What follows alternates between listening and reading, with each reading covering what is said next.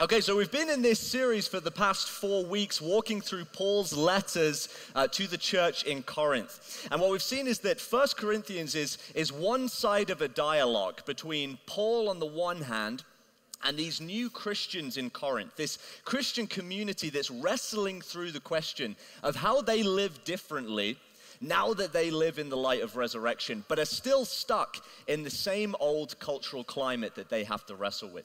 And I hope you've seen through this series that some of these first century issues that might seem primitive and backwards and far removed to us actually resonate with a deeper relevance for you and I than we at first realize. Issues like meat sacrificed to idols and conflict at the communion table, all the way down to the nitty-gritty stuff of everyday life, like how we use our money, how we give, the issues of relationship and sex and marriage and singleness. And the Corinthians, as they wrestle with these questions, do what all of us do with ethical issues. They look to Paul for instruction. They look for a prescriptive moral code for what to do with life, for easy black and white answers. Do this and don't do that. But of course, as we've seen, that isn't exactly what Paul gives them in response, is it? Before Paul jumps into any kind of ethical dialogue with the church in Corinth, first, he does some theological work. And so the first half of 1 Corinthians, all the way through from chapter 1 to chapter 6, he's reminding them of the story that they've stepped into. The story of Christ crucified and raised. The story of this little band of Christians called out into a new kind of life. And Paul's saying, I'm going to give you some guidance. I'm going to give you an answer to these ethical questions that you're struggling with. But first, you have to understand the story that you're a part of. See, for Paul, the question of behavior was really the question of identity. The question of what you do was actually the question of who you are. How often do you find in your own life, if you encounter friends, family, close people in your life who are walking through negative patterns of behavior, how often do you find yourself pointing to what's wrong with what they're doing, but instead of just backing up and reminding them that actually what they're doing isn't who they are? You see, I think when we start with behavior, instead of reinforcing who somebody is, that identity starts to reshape the way that they live. And this is what Paul's doing with his friends in Corinth. He's connecting the dots between their story and their lifestyle in a way that's really unusual in the first century world. You see, the first century world of Greco-Roman spirituality, particularly in a place like Corinth, basically works with this dichotomy that says religion happens over here, typically in the temple. And everything else about life, about our working, relational, money-making, leisurely lives, happens somewhere else, and never the two shall meet. But of course, for Christians, that doesn't really work, does it? Because the Christian story is a resurrection story. And if resurrection has any significance for our lives, then it has significance not just for some parts of our lives, but for every part. And as we're going to see this morning, that means even down to the icky stuff of bodily desires. So this morning, look, I'm going to try to keep this more PG than PG-13, which is why I've removed certain words from the following quote in the interest of keeping this message delicate. Stanley Hauerwas says this: any religion that doesn't tell you what to do with your pots and pans and just be imaginative cannot be interesting. And you guys are slightly more imaginative than our 8:30 service. See, what Hauerwas is saying and what Paul is saying is that a gospel that isn't important enough to affect even the most delicate, private details of our lives isn't really worth following. A gospel that's a story that you tell on a Sunday morning, but not a story that you work out in your office place and your living room and your kitchen and, dare I say, in your bedroom, is irrelevant, and it's unimaginative. And this morning, the Corinthians are going to land on that most tender, controversial arena of life where this story has to be worked out. But that's why, for the PG-13 and controversial stuff, I get the honor of just handing off to David. It seems that in Corinth, as we're reconstructing this letter, we're kind of trying to read, what have they asked Paul? And Paul gets into this amazing theology right at the start about where Christ is and how we build it. And then he starts to turn to answer the questions that have been asked to him. And some people in Corinth, it seems, have tried to work out an understanding of grace, which essentially means we can do what we want. So Paul writes this at the very opening of 1 Corinthians 5. It is actually reported that there is sexual immorality among you, and of a kind that is not even found amongst pagans. For a man is living with his father's wife. I kind of sometimes wonder, if Paul were to write Corinthians today, rather than parchment and pen, he might use something like a BuzzFeed website. 10 signs that you might be a pagan. Number 10 might be something like, you get drunk at communion. Number 5. Number 5 might be, you go to church but also make idol sacrifices. Number 1 would definitely be, your new girlfriend looks remarkably like your stepmother.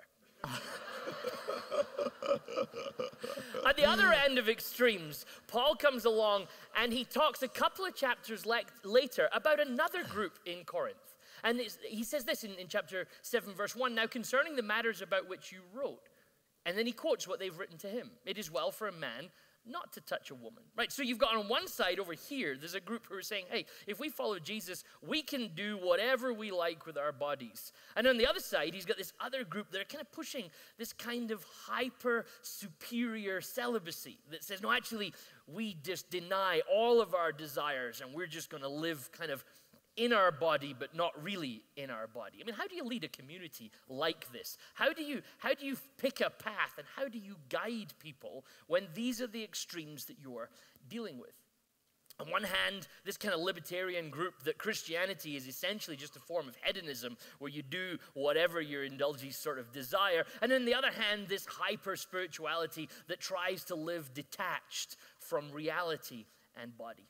Now, Christians throughout history have struggled to figure out what to do with relationships and what to do with marriage and what to do with our desires, often because we actually have fallen into one of these pitfalls. Either anything goes because we're all free in Christ, or because of Christ, we shouldn't have anything to do with our bodies.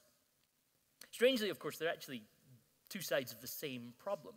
An unwillingness to accept that we're humans, and that humans have desires, and that humans require certain processes and certain things. And notice how careful I am being not to say the things you don't want me to say. that we have these issues, and they form us and they shape us. And Paul never denies that. Instead, he talks about how we live as humans.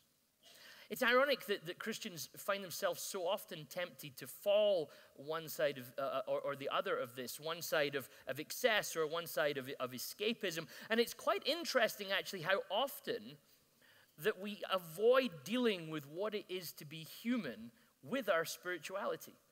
Quite often you see it in Christian tradition and in Christian history, and perhaps you've experienced it amongst friends and family members in your own context, that people can switch from certain addictive behavioral lifestyles, problems with alcohol or drugs or sex or, I said it now. Okay. Now they know what you're talking about. We'll put the third service on the podcast this week. And we'll just bleep that bit out. And we have these addictive problems, and then what happens is we come to church and we just switch those addictions for other addictions. And all of a sudden we become hyper-spiritual and more spiritual than everybody else. And we replace all the things we used to do with just constantly being involved in a life that denies that we're human and that God has called us to be human. But Paul counsels something different. Adam has said it already. Bob said it last week. If we are people of resurrection, then one thing we know for sure, that Christianity is interested in your body. If God would raise Jesus from the dead, then bodies matter. They're important. They actually are required for us to work our way through our lives. Larry Hurtado, in his book on early Christianity, says this: Paul's emphasis is very much on believers' bodies as the crucial venue, so to speak, in which they live out their faith commitment. In fact, in a chapter right in between the two chapters we're talking about today, Paul says this: your bodies are members of Christ. You see, Christians sometimes talk about Christianity as if it's just spirituality. It's just what happens in some kind of difficult to describe part of you, and it's about elsewhere. We seem obsessed about heaven as Christians sometimes. It's all about where people think we might be going. But actually the New Testament's full of, what about now? What about what you do in this life with your body? And so Paul comes along and sort of starts to work this out in the context of a discussion about our relationships. His insistence constantly comes through that humans are built with their desires. They have those desires. They're designed to. Paul never speaks negatively about them. But he also points out that marriage is the framework within which those desires are worked out. It seems that Paul is of the opinion that lifelong fidelity, that commitment to one person in the face of others, is actually how you work out these human desires. And anything outside of that slowly starts to destroy our notions and ideas of community. So as Paul counsels throughout chapter 7, and you can read this, you can read it right now while we're talking if you want, you can look at it afterwards, Paul starts to roll out a series of instructions about what faithful following of Jesus looks like with your body. Essentially, he starts to get into a conversation about holiness. What does it look like to be a follower of Jesus and be human? So in chapter 7, he starts to work through almost like a checklist of sorts of, okay, what are the issues we need to talk about? So he says, married people, you need to have good, healthy, let's just call them marital relationships, right? You know, this is actually, Paul never says that's not what marriage is about, and he never even does what some Christians have done, which is, well, you only do that if you want to have children, right? This is actually part and parcel of what it is to be married. And Paul says you've got to be involved in those sort of relationships because they're healthy. But then he comes along, always fascinates me, that Paul, as a first century person in a highly patriarchal culture, talks about marriage as a relationship between two equals. He actually talks about mutuality. It's not that men are better than their partners. It's actually that we're in this together. And then Paul actually then talks to single people. And he throws out a piece of advice that you don't often hear in the world, much less the church world. Paul says it's okay to be single. He says it's okay, and you don't need to rush into getting married. In fact, Paul throws out the idea that possibly being single might even occasionally be preferable if your aim is to follow Jesus well. And Paul then references himself as someone who is single and is working out following Jesus. He turns back to married Christians in relational challenges and says, try if you can not to get divorced. Now, there's a big caveat we want to ask. If this was a different sermon we were teaching this morning, we might want to unpack a little bit more about that. And it's not that Paul says, again, what he's often quoted as saying about these things, but his basic principle is we should lean towards marriage. We should lean towards commitment. I think Paul gives us frameworks to how we work out what happens when things go wrong, but he wants to roll out his ideals of we're all about relationships lasting. And then he turns to Christians who have found themselves married to people who are not Christian. And to them he says, well, why don't you try to live at peace? Not always easy, not always even possible, Paul says. But it should be our first goal, to live peacefully, which suggests that life is much bigger than just what we do on Sunday, just what happens in the temple. But our faithfulness, our holiness spills out into our everyday life. Paul says towards the middle of chapter 7, God has called us to live in peace. How do you know, wife, whether you will save your husband? And how do you know, husband, whether you will save your wife?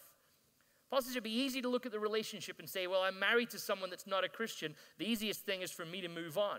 But Paul says you don't know what God is up to. You don't know what God is working out in your situation. It's fascinating to me that Paul never just drops into basic rules. Here's an ABC of how you process it through. Instead, he offers a motivation. What if we made our decisions about our life on the basis of what was the best thing for our discipleship? What was the best thing for our following of Jesus? Paul just doesn't have generic rules. He has this concept that those of us who are Christians will want to follow Christ. And that will form the framework that we work out our bodily behavior. This is massively countercultural for Paul's context. That religion would have so much to say about how you live in your day-to-day life. And it's tough for us as humans because, well, humans really love faithfulness, and the only thing they love more than faithfulness is being told what to do. Mm-hmm. That was a good Scottish joke there, figuring out that we've Canadians evidently actually do. Yeah. So the reason that earlier Haravas quote is actually quite important to us is because a religion that doesn't tell you what to do with your body, a faith process that isn't interested in what you do with your body, is actually escapist. It's actually just spiritual escapism that says, oh, I can live over here with my spirit and ignore what happens there. I think that's what Karl Marx was talking about when he says that religion is the opium of the people. If religion takes you out of your present into something else that's escapist, I don't think it's actually useful. I don't think it's helpful. And I'm pretty convinced that's not what Paul's ever talking about. Instead, he offers this countercultural perspective that says what we do with our bodies really matters. Adam and I were talking about this through the last sort of week or so, about how Paul constantly contrasts cultures together. And we kind of identified two sort of cultural pieces in Corinth that we see regularly day to day in life today, which is this disposable culture and also this dissatisfied culture. You want to say anything about that? Yeah, I mean, disposability is such a huge value, so to speak, in our culture today. And, we talk about this being the throwaway society. At no point in human history have we thrown away as much food and equipment and various other things. And the question is, how does that begin culturally to affect the way that we view relationships? There's a term, functional relationships, that's cropped up in the last 50, 60 years with the basic premise that the point of a relationship is what you get out of it. And of course, what inevitably happens then is relationships become more and more disposable based on how much you are or are not getting out of it. And, you look at apps like Tinder and how they're quite emblematic of the way we view relationships, that you judge a person entirely based on appearance or first reaction to them, and then, so to speak, swipe right or left as to whether this is potential for a short-term relationship or not. You were speaking to me this week about toasters and what they tell us about disposability culture. Yeah, no, because for me, and I may have mentioned this before publicly at Westside, so forgive me if I have, but it's a good pastoral tradition to repeat yourself regularly. A question I have often asked people in the Western context when I've talked about subjects like this is, if your toaster breaks, where do you get it fixed? And you see people often kind of wonder through, I guess it's an interesting, where would I get it fixed? And eventually somebody points out, well, you wouldn't, because an engineer or an electrician that could fix a toaster would cost more than it would be to replace the toaster with a new one. And then if you look around your household items about how many things that's true of, we've got to the stage now that warranties on televisions are more expensive than just replacing the television. And you end up, you're actually having to have a pretty serious product in your house that actually you would bother getting fixed. You just throw it out and start again. And I've kind of found myself reflecting on, what does that do to our being? If it's actually easier to throw things away than start again. And we're getting towards the stage that in some cases with relationships, it's actually easier and cheaper to get divorced than it is to hire a marriage counselor, for example, and to process through in that way. And I think this speaks to our sort of disposable culture, that what seems like convenience is actually the thing that's working into our day-to-day lives. Yeah, and of course the other side of disposability, as you mentioned, is culture of dissatisfaction. So manufacturers have the term, planned obsolescence. So they create a product. My grandparents' toaster, if it did break, they'd get it fixed. I'm not sure it ever broke because things were so strong and well designed back then. But now, manufacturers design things with a lifespan of 2 to 3 years with the view that it will become obsolete and you replace it with something better. And the question again is, how does that start to reflect the way that we see relationships? That you're constantly aware that this relationship is going to become obsolete and you will seek to replace it with something newer, shinier, better. And that really affects the way that we see other people, whether in a relationship or just in church community and life, in a really negative way. And it strikes me then, in terms of this, why 1 Corinthians both is revolutionary for Corinth and also for Calgary, because Paul comes along and starts to talk about contentment. He starts to talk about actually being satisfied with what you have. And then for me, this key piece that floats under that is, maybe your present situation is the place that God's trying to work, both in you and in your wider culture. And that contentment piece, to me, is Paul's contrast to disposability and dissatisfaction. Yeah, I think what David's kind of mentioning here is that this this idea of disposability and dissatisfaction, it's tempting to think that this is a 21st century problem, but not a first century problem. Actually, these first world problems that we're talking about through this series in Corinth are actually deeply, deeply first century problems. The Christians in the first century found themselves in this exact kind of culture of disposability and dissatisfaction, and most profoundly so in a city like Corinth. This Greco-Roman culture that they're embedded in. And as culture is always wont to do, it starts to leak into the life of this Jesus people. So the Corinthians are wrestling with this question of disposability. And they're saying, now that we've become Christians, is that a part of culture that we keep or get rid of? Do we throw away our marriages if we really want to serve the Lord? And they're also wrestling with this dissatisfaction culture and saying, what about if we're single? Do we rush into marriage if we're single? Is marriage the only relational paradigm for a Christian believer?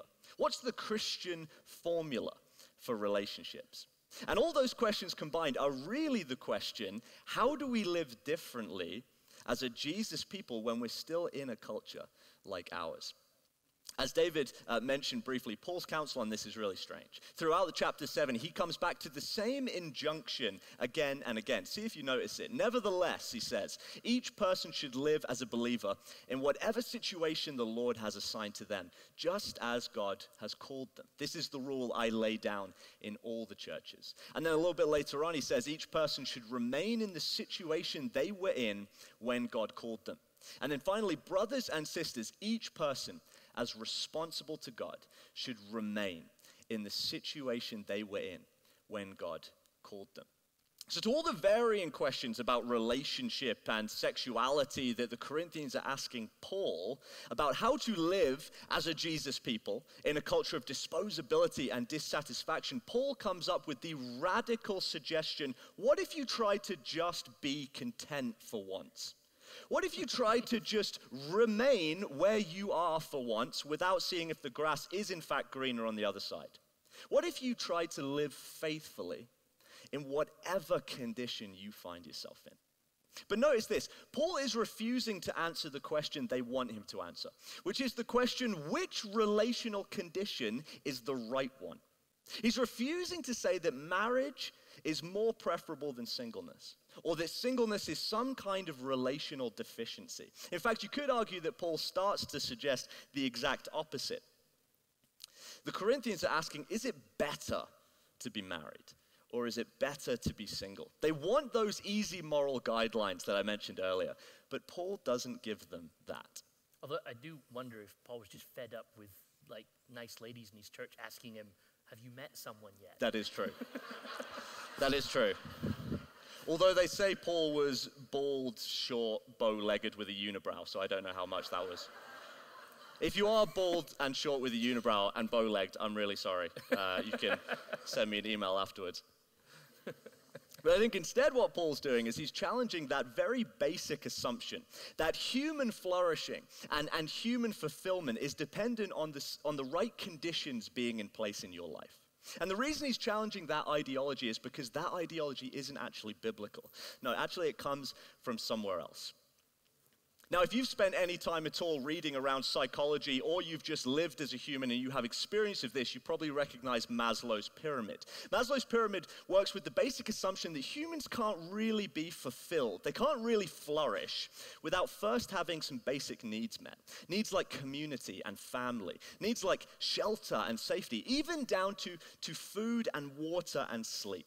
And all of these things together are just the very fundamental stuff that you need to continue to live. Which is why, David, you notice that this is actually a little bit out of date. It needs something at the bottom there. Apologies for that, guys. I should have spotted that when I was putting it together. The ultimate human question is not to know thyself, but is how long after you arrive at someone's house must you wait before asking for their Wi-Fi password? That's true enough. You definitely ask for it before the bathroom or food or water or sleep. So it tells you something about our culture. Maslow's pyramid works on the basic premise that the degree to which you are fulfilled as a human being is directly related to which conditions you have in place in your life. And what we've done is we've taken Maslow and his little psychological observation. Instead, we've said, what if we made this a whole ethic by which we live our lives? How much energy do you and I expend on making sure the conditions are right? How much money and time and effort and sweat do we spend making sure that our needs are met? Do we have a nice home and a fulfilling career and a marriage and 2.5 kids? Because that is what a fulfilling life looks like. And the Corinthians are asking this very question to Paul. They're saying, what conditions and categories should we be living by now that we are Jesus people? Is it preferable to be circumcised or uncircumcised? Is it better to be a slave or to be a free man? Is it better to be married or to be celibate and single? And Paul comes along, and against Maslow's hierarchy, he suggests this upside down gospel. And he says the categories that you need to meet before you'll be able to truly flourish isn't really what's important. What's important is finding a way to flourish by serving Jesus wherever you find yourself. Now, of course, this only works if as Christians we define our lives not by the values and expectations of culture, but by the values and expectations of gospel. Paul David Tripp said it like this: we forget that God's primary goal is not changing our situations or relationships so that we can be happy, but changing us through our situations and relationships so that we will be holy. You see, Maslow's hierarchy works great if the highest goal of your life is simply to be happy. But we're invited to a higher goal as Christians, aren't we? David mentioned it. We're invited to a life of faithfulness and holiness in how we live out this resurrection story. And holiness and faithfulness are not dependent on your conditions. They're dependent on your contentment. See, we love categories and we love conditions, mostly because they help us to define how we're doing with this thing called life. They help us to measure ourselves. How are we doing? And even better, they help us to measure ourselves against the next guy. And then the gospel comes along and demolishes all the old categories. The gospel comes along and says, what if this thing isn't about fulfillment? What if it's not about self-actualization, but it's about faithfulness? What if the highest end of life is not actually simply to be happy, but the much bigger, more inviting vision that says life is about being holy? And that isn't dependent on your conditions. It's dependent upon your willingness to discover how God wants you to flourish right where you find yourself. How God wants you to bloom wherever you are planted. Now, the challenge to us as 21st century Christians, the same as to the Christians in Corinth, is this means we have to stop prescribing a formula for what a fulfilling life is supposed to look like. The Corinthians have the same issue and question as us. They're asking, what constitutes a healthy relational life? And Paul says maybe we need to stop talking about marriage as the only formula for fulfillment. What Paul's doing is saying, if it isn't actually about the right conditions, but about flourishing by being faithful where you are, then marriage is a venue where you can practice a faithful life. But here's the problem: so is singleness. How much damage has been done by Christians in the church when we try to prescribe a formula for what fulfillment looks like, instead of walking with people wherever they find themselves toward a life spent faithfully serving God?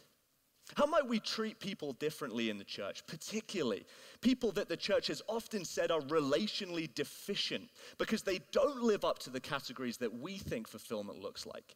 How might we treat them different if we let the gospel reshape and challenge how we see ourselves and how we see others and the condition that it takes to truly flourish? So Paul rounds out this discussion in 1 Corinthians chapter 7 with this quote here: I am saying this for your own good, not to restrict you, but that you may live in a right way in undivided devotion to the Lord. Now that in itself is a piece for many of us just to wrestle with. This is not restriction. Paul's trying to help this community in Corinth. He's actually trying to give them advice which will help them. And the key problem with our life is that when we're distracted by all the other things that come from lacking contentment, what we end up not having is undivided devotion to the Lord. These categories which always restrict us and we use them to measure us and define us, the problem is that these categories forget that grace is unconditional. a thing we've been talking about throughout this year. And it isn't regarding your condition. You're not a better Christian if your category is a little more preferable in the world in which we live. And so therefore, one of the key components of grace that you see throughout the story in Corinth is that your flourishing is not dependent on where you come from, on your ethnicity, on your social status, and on whether or not you're married or single. But it's all about your willingness to live in undivided devotion to Jesus, right where you find yourself. Eugene Peterson said once, pay attention to what's there, not what isn't there. So we should go about our following of Jesus not feeling like we're constantly looking for the next best thing. Roman Catholic monks that had taken a vow to sort of step away from society and give themselves to prayer and study, they used to tell each other, stay in your cell, which suggests how attractive their bedrooms are when they call them cells. They used to say, stay in your cell because your cell will teach you everything. Maybe what Paul's saying in Corinth is stay in your life because your life will teach you everything. The writer Kathleen Falsani puts it like this, and perhaps this is our benediction for today. Stop looking for the next adventure, challenge, hurdle, drama, or excitement, but be present and be here now. I think oftentimes we want to be somewhere else, and we can't be content when we want to be somewhere else. And as a result, we find it difficult to follow Jesus. And Paul writes to this church in Corinth, but he may as well have been writing to me, and says, actually, why don't you be content? Because God can work through you wherever you are. May God's grace and peace be on you this morning. Enjoy your picnic.